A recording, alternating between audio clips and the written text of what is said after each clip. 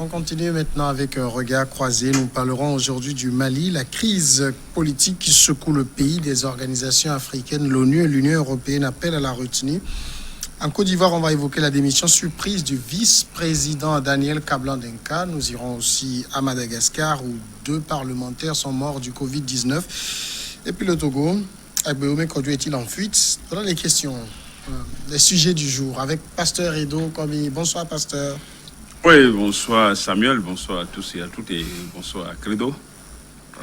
Je suis très content. Je voudrais me féliciter pour quelques préoccupations d'avance. Vous savez, quand vous prenez la route, le boulevard, il y a demain, vous savez, il y a les gros arbres qui vraiment obstruent la voie, qui obstruent même l'éclairage et qui risquent pendant ces saisons-là de provoquer même des accidents.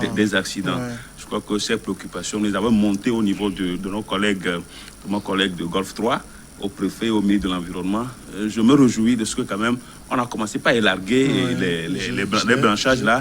Et vraiment, je crois que c'est de cette manière que les autorités doivent être à l'écoute de ce que nous disons. Vraiment, je suis très fier quand j'ai commencé par voir le début d'exécution. Vraiment, je me félicite et j'exprime toute ma gratitude au ministre de l'Environnement, préfet du Golfe et puis à mon collègue du Golfe 3. C'est très important, vraiment je suis fier. Une fois n'est pas petit. Que de me regarde. Bonsoir Samuel, bonsoir au pasteur Edo Komi. Je suis tout à fait content également de sa réaction et je sais que c'est une réaction assez ordinaire, ce n'est pas extraordinaire parce que je le reconnais pour sa franchise sur certains dossiers, surtout des dossiers qui touchent à la société, donc il a toujours été conséquent. Donc je crois que c'est le bénéfice, c'est l'un des bénéfices de la décentralisation et de la gouvernance à la base. Donc cela marche bien. Je crois que lorsque les élus locaux vont jouer pleinement leur partition, le pouvoir central prendra également ses responsabilités. Et puis il y a aussi tous ces endroits, moi j'en rencontre beaucoup de feux tricolores où quand vous arrivez, c'est rouge et vert à la fois. Oui, c'est vrai quand même que nous aussi nous constatons ça et si c'était dans notre commune, vous savez, moi je suis très proactif, donc je réagis chaque fois que je vois des choses comme ça. Donc pour le moment, vous savez, dans nos communes, nous avons des difficultés, mais il faut remonter l'information parce que nous n'avons pas ces moyens à nos dispositions pour le moment. Donc on remonte chaque fois. Et même si c'est dans une autre commune, connaissant le collègue, moi je ne cesse de les appeler pour dire voilà ce qui se passe dans votre commune. Donc je crois quand même, comme il a dit tout à l'heure, la décentralisation, si vraiment on nous laisse la main d'agir, je crois que ça va être quand même quelque chose. Dans 5 ans, le Togo va donner un autre visage, comme il a dit tout à l'heure. C'est très important. Donc je crois quand même que à tous les niveaux où ça se passe, il faut qu'on nous les signale et qu'on va remonter pour que ces anomalies-là puissent être corrigées. Bien, on passe maintenant au premier sujet, le Mali. Les représentants de l'Union africaine, de la Communauté économique des États de l'Afrique de l'Ouest, de l'ONU, de l'Union européenne au Mali ont exprimé leurs préoccupations et appelé tout le monde à la retenue devant les troubles à Bamako.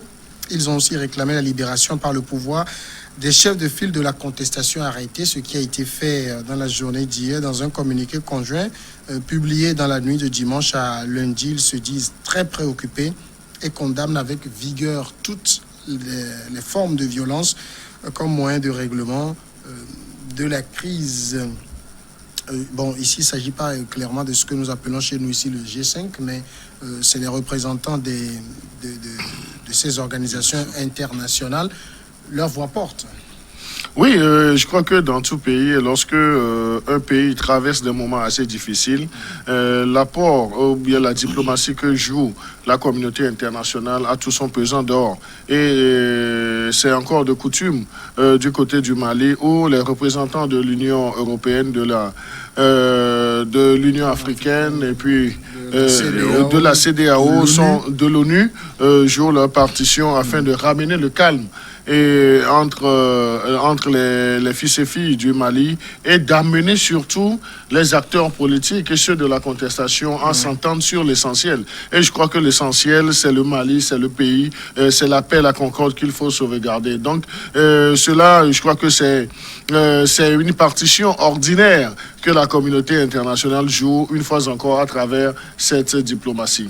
Pasteur Edo. Non, je ne comprends pas souvent quand il s'agit d'intervenir au moment de faire le médecin après la mort. Vous savez, il y a eu des élections dans ce pays et que la Cour constitutionnelle a publié des résultats qui ne sont pas conformes à ce que la commission électorale, c'est ça non? La commission électorale avait publié. C'est le ministère de l'administration. Le ministère de l'administration territoriale. Et c'est déjà le germe, hein? C'était le germe des conflits de contestation. Parce qu'on estime que c'est un député qui n'était pas élu. La Cour constitutionnelle les a validés. Et ça, c'est ça qui a créé, c'est ça qui est l'une des causes de la contestation aujourd'hui. Et je crois que c'était en amont que l'Union africaine, la CEDEAO et les autres institutions auraient pu intervenir à ce moment-là pour rappeler la Cour constitutionnelle à l'ordre. Pour qu'aujourd'hui, qu'il n'y ait pas cette contestation. Donc, je ne comprends pas que sur la CEDEAO aime toujours intervenir comme l'Union africaine, comme les autres, aiment toujours intervenir au moment où il y a la crise, alors qu'ils avaient la possibilité de prévenir. Ils ne jouent pas à la prévention. Ils veulent toujours, c'est quand il y a les faits sont là. Il y a eu une délégation de la CEDEAO qui s'était rendue au Mali lorsque, je pense, après la première ou la seconde manifestation, et qui a appelé au dialogue.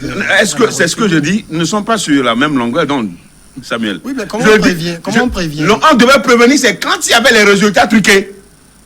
Mais alors qu'ils ont salué, ils ont salué la régularité du scrutin. Comme vous le savez. Que quand les cours constitutionnels des pays valident. Quand la Cour constitutionnelle valide ce qui est anormal, ce qui est régulier. Comment ils font pour savoir? C'est des représentants diplomatiques.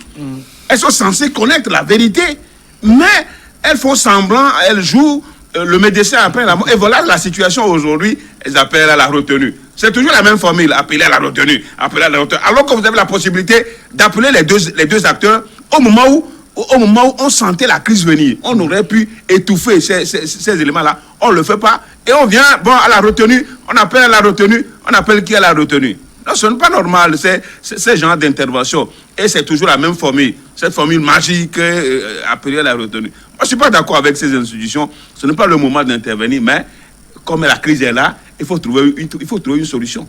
Il faut trouver une solution. Quelle est la solution maintenant? C'est ce que ces institutions-là doivent chercher.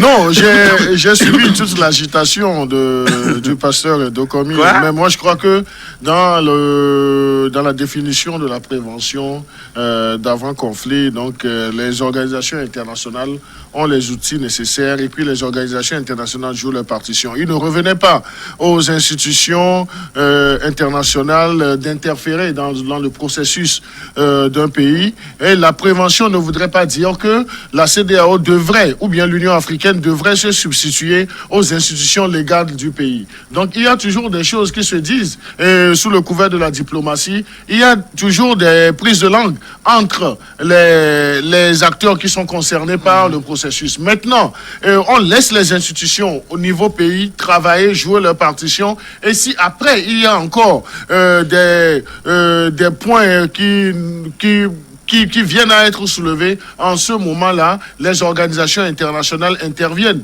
Ils interviennent pour non seulement prévenir dans une longue durée ce qu'on peut conserver, mais ils interviennent également dans la résolution des problèmes. Et on ne peut pas jeter de l'anathème aujourd'hui sur ces organisations, sur ces institutions internationales, d'appeler, disons, tous les acteurs à ne pas user de la violence et puis de préserver la vie des citoyens. Les organisations jouent leur rôle, jouent leur fonction, mais il faut noter, il faut avoir à l'esprit que ces organisations ne peuvent en rien se substituer aux institutions de la République. Même si elles connaissent la vérité. Non, mais qu'est-ce qui dit que ces institutions connaissent la vérité? Ces institutions sont là, ont un mandat bien précis, bien défini. Mais quand même, en Guinée-Bissau, je me rappelle très bien, hein, pour situer les choses. C'était là au moins, c'était bon. Non, la J'apprécie CEDEAO. ça, que la CEDEAO Non, était je intervenue crois, de je manière- crois que le pasteur fait de l'amalgame parce que le dossier Bissau-Guinéen, je le connais un peu. Pour avoir été dans le système d'observation de la CEDEAO, ce n'est pas la même situation que nous vivons du côté du Mali. C'est deux situations assez différentes. Mais ça n'a pas été facile aussi pour la CEDEAO en Guinée-Bissau à un certain moment.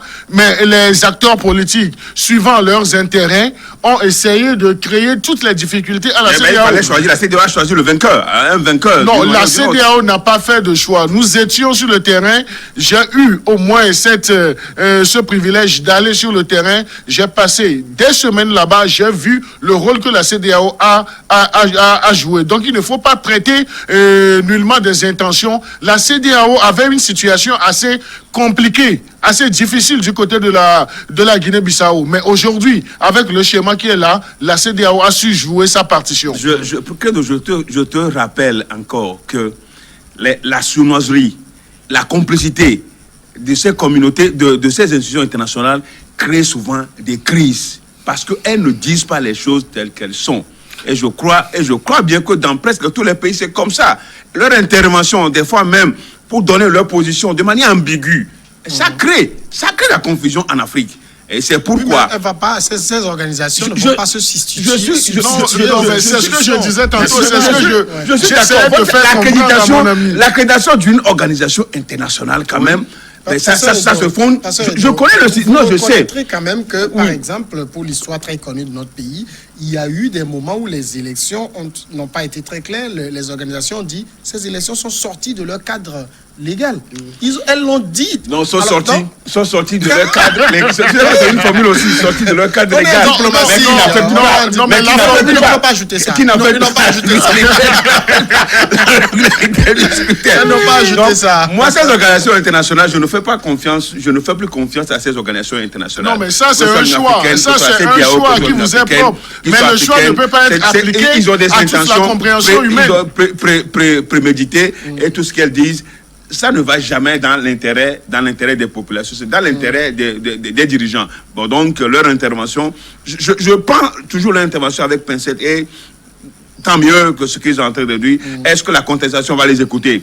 Vous vous rappelez, la CEDEAO était allée dans un pays, je me rappelle, en pleine crise, c'était au Burkina, on les a chassés. Le peuple. Ouais, bien sûr. On les a chassés. Non, mais moi je crois que c'est vraiment un abus de langage. Ils ont quitté sur la poudre. C'était la poudre d'escampette. Samuel, je crois que le pasteur a l'habitude de boire tout ce qui est raconté sur les réseaux sociaux. Non, mais écoutez, on a suivi. L'emploi même de ce verbe chasser, cela n'a pas été le cas. Cela n'a pas été le cas. Ça, c'est un abus de langage. Je concède. Je concède que c'est un abus de langage de votre part. Mais la CEDEAO, que ce soit la CEDEAO, l'Union africaine, les institutions ils ont pris le tangent quand même. Ils ont pris le tangent quand même. Partition. Mais du moment où leur proposition n'avait pas été avalée par le peuple burkinabé et puis ils sont partis. Non, mais la CEDEAO n'a pas la baguette magique non plus. La CEDEAO fait des propositions en fonction de l'analyse situationnelle, sociopolitique. La Syrie, c'est pour aider les peuples, il faut qu'elles soient franches et sincères. Oui, pour ne pas raconter. sincère, c'est quoi? Hein? C'est de dire les choses qu'elles sont. Par exemple, dans le cas du Mali, vous voulez que la CEDEAO demande le départ d'Ibeka aussi? Non, je ne sais pas ce que je suis en train de dire. Oui, non, je ne sais pas ce que je suis en train de dire. Non, c'est peut-être cela la sincérité pour Ce que je suis en train de dire, c'est en amont. Dire que vraiment, la manière dont la Cour constitutionnelle a fait le truc là, est-ce que ça ne peut pas engendrer une crise après? Voilà. Donc, juste, c'est sous forme de conseil pour dire, est-ce que vous ne voyez pas une crise venir avec ce que vous avez fait et si vous remettiez les choses en ordre? Dans le cas d'espèce, qu'est-ce qui vous fait dire que la CEDEAO n'aurait pas placé ces justes mots? Ce n'est pas sur toute action diplomatique qu'on communique. Qu'il faut communiquer. Non, la CEDEAO... La CEDEAO a un bureau de représentation du côté du Mali. Et il y a beaucoup de choses qui se passent là-bas. Et là, dans ce pays-là, même pour la présidentielle de 2018, la représentation de la CEDEAO a apaisé tellement les tensions que les élections ont été matérialisées. Donc c'est dire que en diplomatie, on ne se lève pas pour parler comme un acteur de la société civile peut au vu d'un micro crier sur tous les toits. Donc on choisit le moment d'intervention, on choisit les justes mots. nous. Donc on ne parle pas comme un citoyen lambda, mais il faut parler.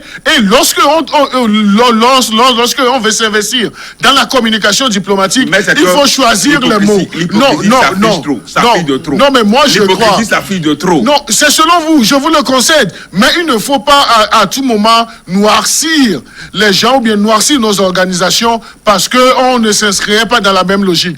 Maintenant, j'aurais souhaité, et ça c'est un souhait que je vous formule, j'aurais souhaité qu'un jour, vous en tant que pasteur et Dokomi, vous ayez cette opportunité de pratiquer une institution sous-régionale, une organisation. Vous reviendrez sur ce plateau nous dire que, en fait, ce que je pensais, ce que je disais sur ce plateau, c'est des choses assez différentes. Parce qu'une chose est de rester et puis de s'abreuver sur les réseaux sociaux, de raconter sa vie, mais une chose est de vivre les réalités. Moi, je parle des réalités et je sais que nos organisations sous-régionales, africaines ou bien internationales font de leur mieux afin de préserver la quiétude, la paix entre les peuples. Maintenant, on ne peut pas leur demander de se substituer aux institutions nationales que nous avons au niveau pays. Donc, ne leur demandons pas de jouer ce rôle-là. Non, c'est pas impossible quand même. Oui, c'est pas impossible.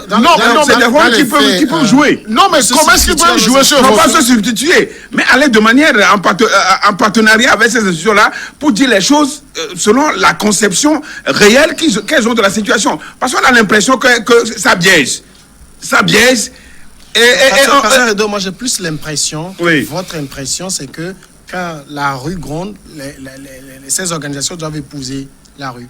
Obligatoirement, non, systématiquement. Non, bon, il faut... De façon systémique. Moi, il faut peut-être nuancer.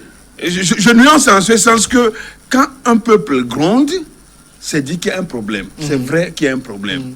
Et ces institutions n'ont jamais été sourdes à cela. Oh, la plupart du temps. Mais c'est quand on voit quand même l'ampleur. C'est quand la crise atteint un certain niveau qu'on voit la stabilité compromise, quand on voit l'insécurité. En amont, mais c'est ça. C'est ce que Credo disait de la diplomatie de couloir qui n'est pas ébruitée non plus. Oui, c'est vrai. Je n'en doute pas. Mais ce que je dis, au finish, on sent que la CEDEAO qui doit être celle des peuples, c'est la CEDEAO plus des chefs d'État. Justement, monsieur le pasteur. Ce que vous êtes en train de dire. On met le peuple. Oui, je suis d'avis avec vous parce que vous traduisez, vous êtes sur la pente de l'expression de la vision même de la CEDEAO. Parce qu'aujourd'hui, la CEDEAO a quitté la CEDEAO des chefs d'État et il y a une migration vers la CEDEAO des peuples. Et vous verrez que lorsque, dans tout pays, il y a déjà des braises qui s'animent, la CEDEAO est toujours là promptement. Et la CEDEAO fait ce qu'on appelle la diplomatie, disons la diplomatie silencieuse. Et la diplomatie silencieuse convient à ce que tous les acteurs impliqués dans la résolution des voies et moyens pour apaiser la tension, on les consulte et chacun fait sa proposition. Nous avons vu que ça soit dans le cas du Togo, dans le cas malien, dans le cas bissau-guinéen, la CEDEAO a su jouer sa partition. Et l'Union africaine aussi, habituellement, s'appuie sur la CEDEAO avant d'intervenir dans un périmètre bien donné. On va aller à la pause et on revient après continuer.